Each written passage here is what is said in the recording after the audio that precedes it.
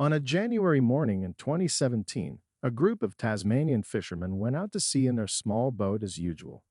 They had been fishing off the southeastern coast of Tasmania for many years. The day was clear and the sea was calm. The weather promised a good catch, and nothing foreshadowed any unusual events. Suddenly, a couple of hours later, one of the fishermen noticed an unusual object in the water. It was a large sea turtle floating on the surface of the sea. The fishermen were very surprised, as they knew that sea turtles are extremely rare in these waters. The people moved closer to examine the animal. What they saw truly shocked them. The turtle's shell was completely covered with barnacles and other marine organisms. The turtle looked very weak and exhausted, and it seemed to be on the verge of life and death. The fishermen immediately understood that the animal needed urgent help. They decided to try to lift the turtle on board. This turned out to be no easy task. The turtle was very large and heavy. For 3 hours, the fishermen tried to pull the animal into the boat. They used nets and ropes to lift the constantly slipping turtle from the water. Finally, they managed to do it. The people breathed a sigh of relief when the turtle was on board. The fishermen carefully examined the animal. It was a loggerhead turtle, a rare endangered species listed in the Red Book. Its shell was 35 inches long, and it weighed about 220 pounds. The turtle's shell was completely covered with barnacles, mollusks, and algae.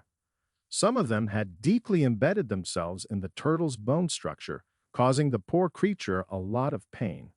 The turtle was so weak that it did not resist the actions of the people. It could not even move. The animal lay motionless and breathed heavily. The fishermen realized they needed to urgently take it ashore for help. They contacted the Marine Conservation Program in Hobart via radio. The organization's specialists responded immediately and promised to meet the fishermen on the shore. The boat headed to the nearest port at full speed, and the fishermen understood that they would likely end up with almost no catch today. The crew constantly poured water over the turtle to prevent it from drying out. They were very worried about its condition and hoped that it would survive. 2 hours later, the boat docked. A team of specialists from the Marine Conservation Program was already waiting on the pier. They immediately began examining the turtle. The veterinarians conducted a preliminary examination right on the pier. They measured the turtle's body temperature and took blood samples for analysis. The animal's condition was assessed as critical. The turtle was carefully placed in a special water container and taken to the nearest marine animal rehabilitation center, where a more thorough examination awaited. The first thing they did was take an X-ray of the turtle. The doctors feared that it might have swallowed plastic waste or fishing gear. Fortunately, the X-ray did not show any foreign objects in the animal's stomach. Then the veterinarians began removing the barnacles and other organisms from the turtle's shell. This was very painstaking work. Each barnacle had to be removed separately to avoid damaging the turtle's delicate skin. This exhausting process took several hours. The doctors worked in shifts to avoid tiring the animal while trying to finish their work as quickly as possible. Gradually, the turtle's shell was freed from numerous parasites. After the barnacles were removed, it became clear that they had caused the animal significant harm. Almost the entire shell was covered with wounds and sores. Some barnacles had penetrated deep into the bone tissue. The veterinarians treated all the wounds with antiseptics. Then, they applied a special healing ointment to speed up the recovery of the damaged tissues. The turtle was put on a drip with a nutrient solution. Its body was severely depleted and needed replenishing with minerals and vitamins. The turtle spent several days under constant medical supervision. Its condition slowly but surely improved. The veterinarians were very pleased when it finally began showing signs of activity. The specialists developed a special diet for the turtle. They fed it small fish, squid, and shrimp. Gradually, the animal began eating on its own, and its appetite significantly improved. A week later, the turtle could already swim in a small pool. The doctors were pleased with the progress of its recovery and that they had managed to save the rare animal. Meanwhile, the specialists tried to understand how the turtle ended up so far from its usual habitat. Loggerhead turtles usually live in warmer waters off the coast of Queensland and Western Australia. The scientists suggested that the turtle might have followed the current in search of food and accidentally ended up in the cold waters of Tasmania. The low water temperature weakened its immune system and made it vulnerable to parasites, which immediately took advantage of its helpless state. A month later, the turtle's condition had significantly improved. The wounds on its shell had healed, and it had gained weight and strength. The doctors decided that soon it could be released back into the ocean. The specialists chose a suitable release site, the warm waters off the northern coast of Tasmania. There, the currents would carry the turtle to more familiar habitats. Before releasing the turtle, they attached a special tag to it.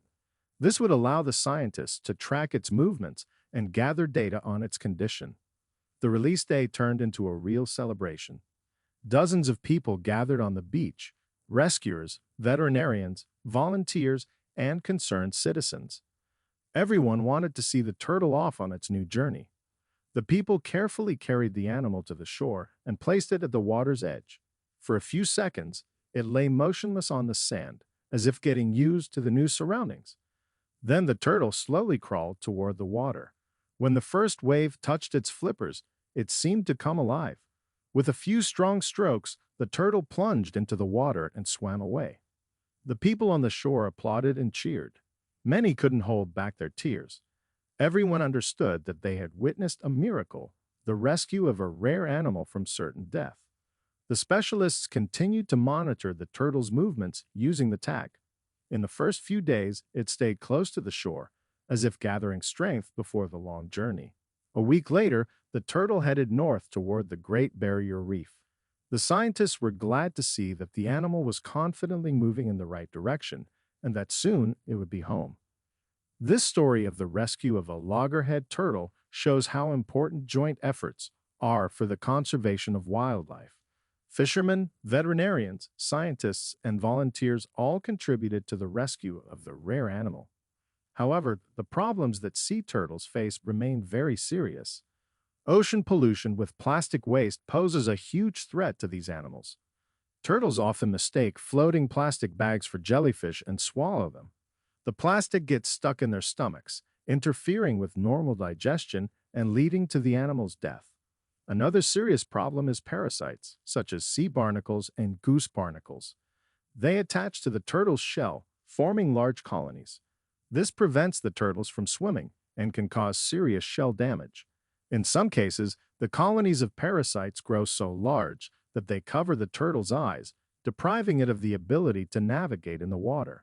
This makes the animals easy prey for predators. Another threat is the destruction of turtle nesting sites. On many beaches where turtles used to lay their eggs, hotels, and other tourist infrastructure have been built. This deprives the animals of the ability to reproduce. Poaching also remains a serious problem. Sea turtle eggs are considered a delicacy in some countries, leading to the mass looting of nests. Climate change also greatly affects sea turtle populations. Rising water temperatures and sea levels are changing the usual habitats of these animals. Despite all these problems, the story of the rescue of the loggerhead turtle off the coast of Tasmania gives us all hope. It shows that through joint efforts, people can help preserve these amazing creatures for future generations. Each rescued turtle is a small victory in the big fight for the preservation of our planet's biodiversity, and each of us can contribute to this fight, from simply refusing plastic bags to participating in marine animal protection programs.